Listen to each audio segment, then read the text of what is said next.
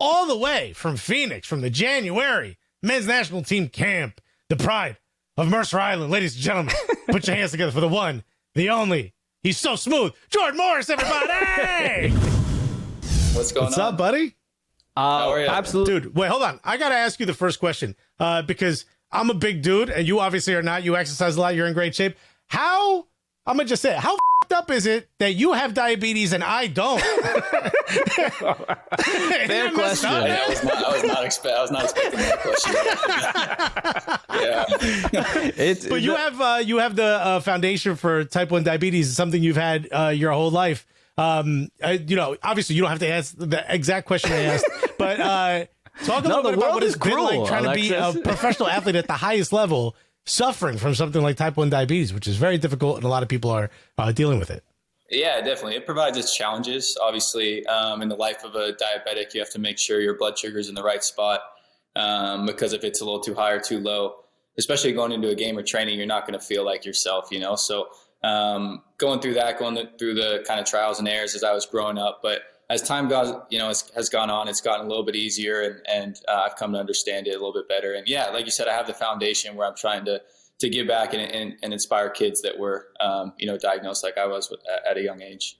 Okay. Yeah. I mean, you inspire people in multiple ways. I mean, you obviously the last couple years have been, I can only probably describe it as a very emotionally traumatic, dealing with injuries, coming back and the challenge that comes with, and then to deal with it all over again. I mean, we've spoken to, the first player that comes to mind, that we know pretty well is Florian Valot, who played for Red Bull in Cincinnati, dealt with essentially the same exact thing. But what is where's Jordan Morris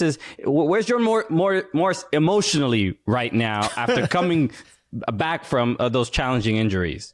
Yeah, I mean, last year was a really, really challenging year. I mean, both of them provided their challenges, but having just, gotten to a new team and excited for that new challenge, and then to go down injured like that and know that I had to repeat the process was pretty devastating. And, going through it the second time, I would say mentally is the most challenging part, sitting there watching, whether it's the Sounders or national team games, just wishing you could be out there playing, but you're just grinding in the gym, doing your rehab. So it was an emotional year, a taxing year, but I'm just super grateful to be back on the field.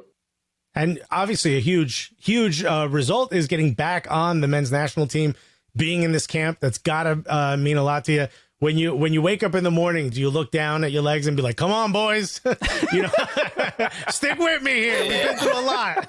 Yeah, I mean, they're sometimes, but they're feeling really good, which is great. And you just have to, I think coming back from an injury, the most difficult part is sometimes trusting that that everything's going to be good, but you just have to understand that you really are stronger than you were before. And so when you go out there every day, it's all going to be good, all going to work out. And again, it's just amazing to be back playing after it was taken away for such a long time. But yeah, there's still some aches and pains where, you're working through those a bit. Right. And I think even as fans, and when we watch the games and watch you either play for the national team, play for the Sounders, when you got back and were playing for the Sounders, emotionally, I think everybody, even if they're a fan of the Sounders or not, they're like, I just want Jordan to be okay. And then we see you playing, and then I'm like, this dude is still faster than everybody else, even with after going through these terrible injuries. So it seems like you haven't really lost a step. Yeah, this guy got horse calves or something. Put something in there when they were doing the surgery. I don't know what's going on, but no, I think coming back from this one, especially, that was the main goal or the main concern when it first happened was would I, have that same speed? Because that's obviously such a huge part of my game, and what I feel like I can bring to the table. So that was a huge point of emphasis going through this rehab, and I was fortunate to come back and have that same speed. I saw you had spoken to Grant Wall, and you were talking to him a little bit about, kind of how you're feeling and what's going on. So we generally know, I think I feel like everyone's kind of in good spirits, but the vibes right now of camp and these upcoming World Cup qualifiers, and obviously nothing is a lock, but it's been looking pretty good. How, what's the conversation's been like, or the future for Jordan Morris in 2022, possibly going to the World Cup, playing these World Cup qualifiers. What's the expectations for you and from the coaching staff? Yeah, I mean, I think, like I said, I think going back to last year, the most difficult part of going through an injury like that is watching games, wishing you could be out there. So potentially being able to be a part of those qualifiers and the tournaments that were played last year, sitting and watching that was really difficult. So just to be back and training every day with the guys in the group is amazing. And of course, the goal is to try to qualify and then to go to a World Cup. And so I'm trying to do everything that I can for myself personally and for the team to put myself in a position, of course, to be a part of these qualifiers at the end of the month. And I think that this group has done an incredible job since coming in. It's totally different than a normal January camp where you can kind of ease into things a bit. You have a friendly at the end of the month where, of course, you want to win, but it's not the end all be all or whatever. So, but these are 3 qualifying games that mean everything. So guys are grinding, working really, really hard. It's been physically demanding, but people have put in the work because we know what it means at the end of the month.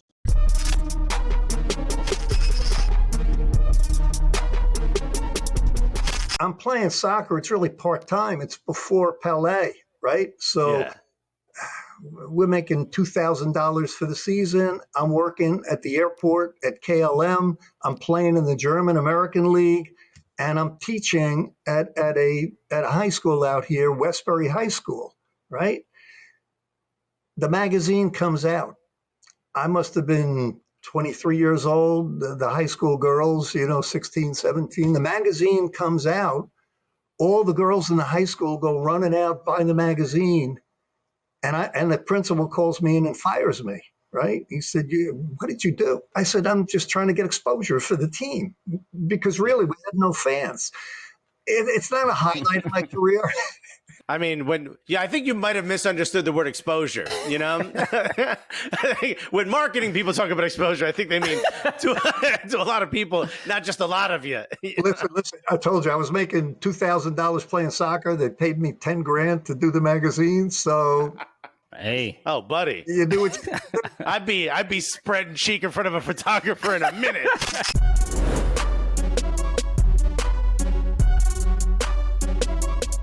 Hey, what's up, everybody? This is Stefan Fry, and I just hung out with the Cooligans. The beginning of your career was pretty wild. You're in college. All of a sudden, a German guy calls you and tells you you're part of the men's national team. You know what I mean? A lot's happening. But I think probably the most significant thing that from when we started our show was, look, when I got out of college, I went into the corporate world and I had 2 companies that offered me a job. One that was a little bit smaller, but I knew I could shine. And one was a little bigger where I thought I might get lost in the mix. So I went with the smaller company. You know what didn't happen? Thousands and thousands of people didn't have opinions on podcasts and TV shows. Former employees of mine didn't get on social media and talk about it. That happened to you.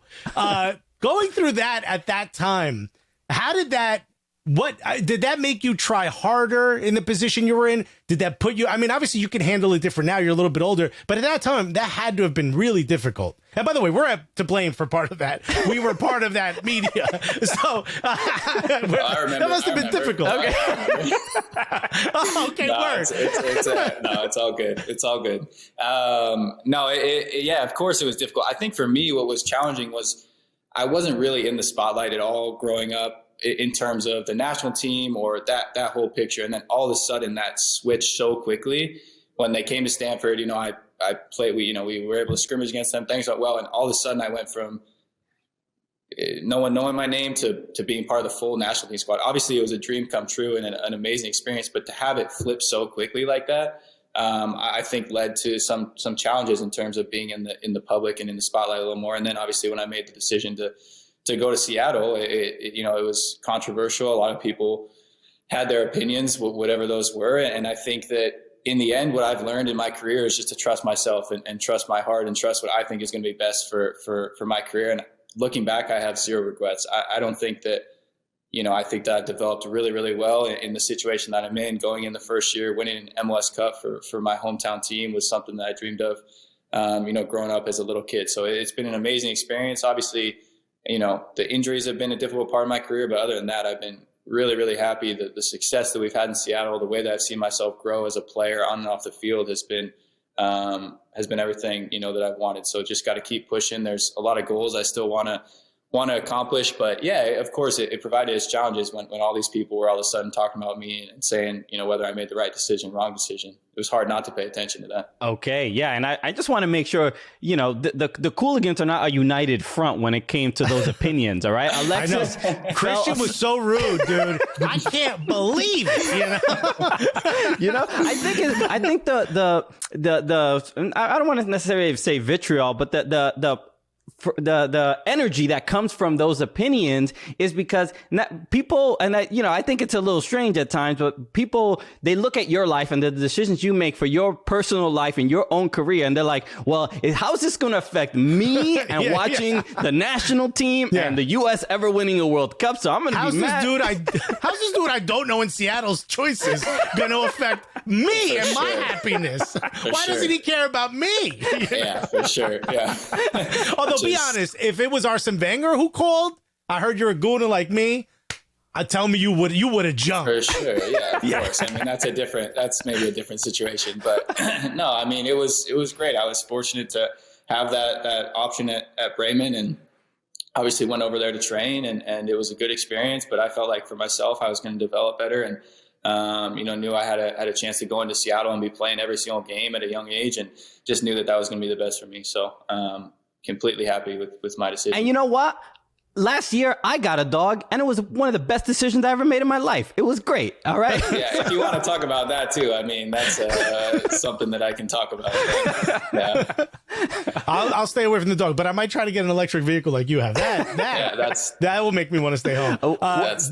Let's talk about going to Europe, because you did get a chance to do it. Look, last place anybody would, when they think about Europe, they think like Ibiza, the Mediterranean. You ended up in Swansea. You know what I mean? Not exactly the seaside that people imagine, but it was a big opportunity for you.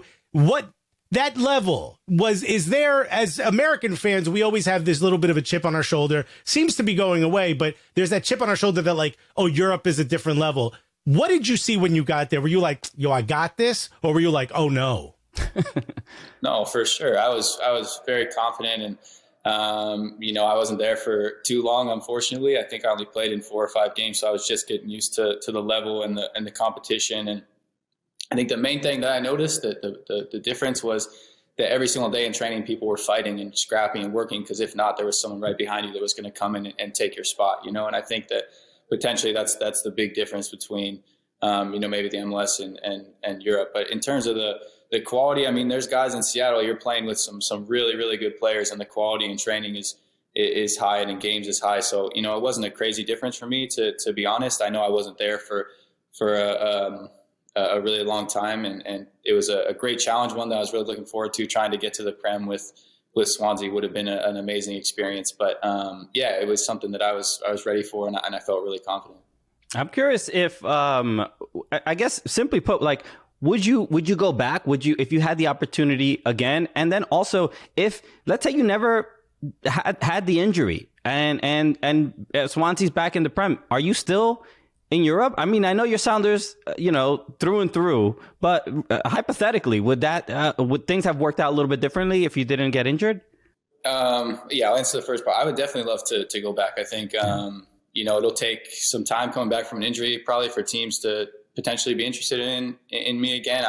I'm completely, excited and happy in Seattle. I want to go there this year and win everything, win the Champions League, win MLS Cup. I think we have a really exciting group and a quality team. But yeah, if an opportunity came again, it's definitely something that I would want to do. And yeah, the goal when I went over there was to stay. It was to try and get promoted with Swansea and stay. I was loving it. I was loving the team, loving the city, my wife came with me. We were really enjoying the new experience and just the challenge. And so the goal when I went over was to stay, for sure. And obviously the injury threw a wrench in those plans. Sometimes things don't work out how we want them to, and it's about adapting to those and coming back from that. But yeah, the goal was for sure to stay over there.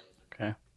When you look at the position that the Seattle Sounders are in, obviously you didn't get a chance to win MLS Cup this year. It seemed like you guys are a shoo-in, though. If you're going to put money on it at the beginning of the year, you put money that Seattle Sounders are going to be there. But we're NYCFC fans, and we got to be in Portland to watch Portland lose. Does that make you just as happy as a Seattle fan?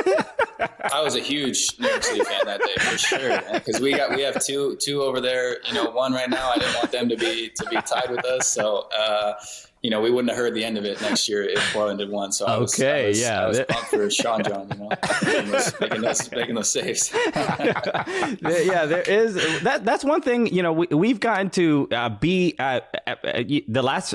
We've been to every MLS Cup the last couple of years. We weren't at the one in Columbus, but we got to see you guys win. We got to see you guys lose. The Sounders fans. As far as one of the most absolutely passionate fan bases, it is just incredible. But the one thing I really love, and obviously Albert Rusnak is now your teammate in the Sounders. The squad is just incredible. Even if Albert did not go to the team, you would still be obviously favorites to do well and make it to MLS Cup. But one thing I do love about we've had Stephen Fry on the show, we've had Christian Roldan on the show. There seems to be so many awesome characters on the Seattle Sounders. Just huge personalities, whether it's Roldan eating pizza, the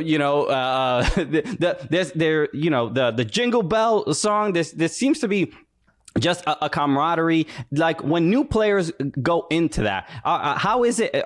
Do they just easily adapt because it's such a clearly fun environment from the outside? For sure. I think that's what we pride ourselves on, is we have a great locker room.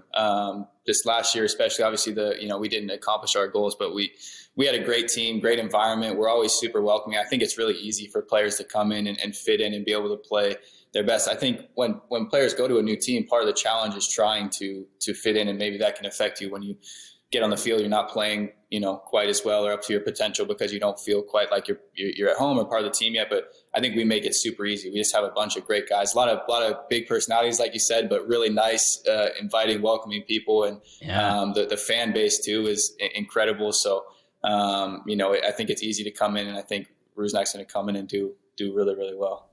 Right. Your coach hates me. I don't know if you know this.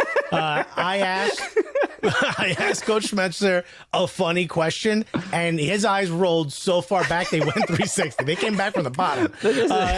But watching how the players sort of react to him, he's the most unassuming dynasty coach of all time. One of the most winningest coaches, but he's so unassuming. Does that character of the team where they're fun and everyone's enjoying themselves, does that come from him, or does he hate that as much as he hated my funny question? No, I think what we all like about Schmetz is he's a player's coach. He enjoys that. He enjoys the players having fun. He enjoys them expressing themselves, and on and off the field. So I think he's obviously been incredibly successful since he's taken over. And I think a lot of that comes from just his personality, his coaching style. We have some amazing assistant coaches as well that are doing a great job. But yeah, no, he doesn't. He enjoys that. He enjoys that banter as well. So it's no problem. Yeah, you gotta earn it, Alexis. Yeah, I guess I gotta do a couple laps first. You know what I mean? Exactly.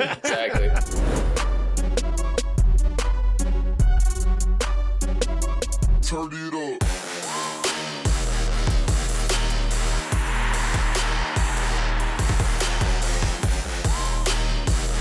Now, we actually have our own supporters group. They're called the Gully Squad. They're our biggest fans, and we let them ask a couple questions. We got a couple good ones. This one's from Nick Lageman, who's a big Rebel fan. He said, "What was the strangest Welsh food people tried to get you to eat while you were at Swansea?" Oh, man. And there's a lot to choose when it comes to strange Welsh food, man. Man, there is. I wasn't there for long enough to do it. It was in the middle of COVID. We weren't going out to meals or anything. So I didn't do anything. I didn't eat anything crazy, to be honest. We're going to have to get you a goat bladder filled with liver or something. Something like that. Honestly, I didn't have, the food was really, really good. I didn't have anything that was crazy. Okay. So I can't think of anything. Sorry. Okay.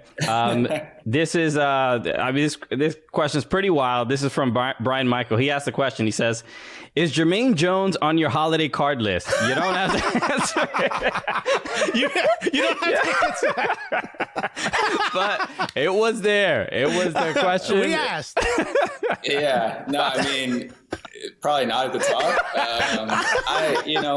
With Jermaine, I played with him, obviously, with the national team, and it was an incredible player, and had a ton of respect for him. And I think there was an emotional time where he said what he said, and I didn't appreciate it or didn't agree with it. Obviously, I didn't stay in Seattle because of a dog. If anyone still thinks that, I think that's pretty questionable. But no, I obviously played with Jermaine. I have a lot of respect for him, and I understand people say things when they're emotional. It was an emotional time, and so I don't hold a grudge or anything. Yeah, I mean, look, it was pretty wild, but I think at least for us as comedians, the fun part of it is like the fact that U.S. soccer could get to the point where it's like TMZ levels of madness over a kid deciding to play. A little spice. I'm like, we're moving in the right direction that people care this much to be so upset.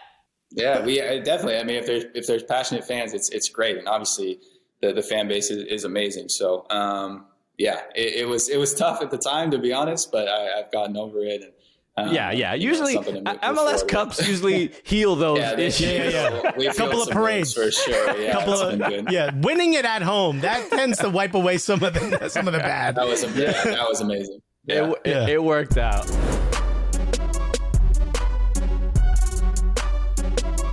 Jordan Morris, thank you so much for joining us, man. This has been an absolute honor. I know you're very busy at national team camp, and honestly, we wish you all the best.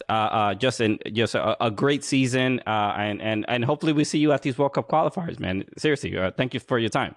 Appreciate it. No worries. This was great. Is there anything you want to let people know about before we let you go?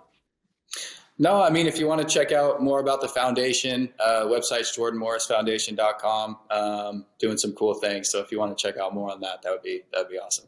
Awesome. Yeah. Great. Please feel free and check it out and support Jordan Morris. Thank you so much for joining us. Everybody else, make sure you follow us at Soccer Cooligans on all social channels.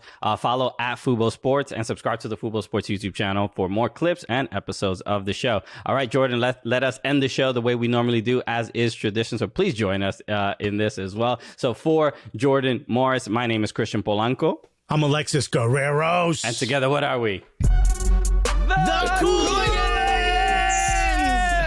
Let's go.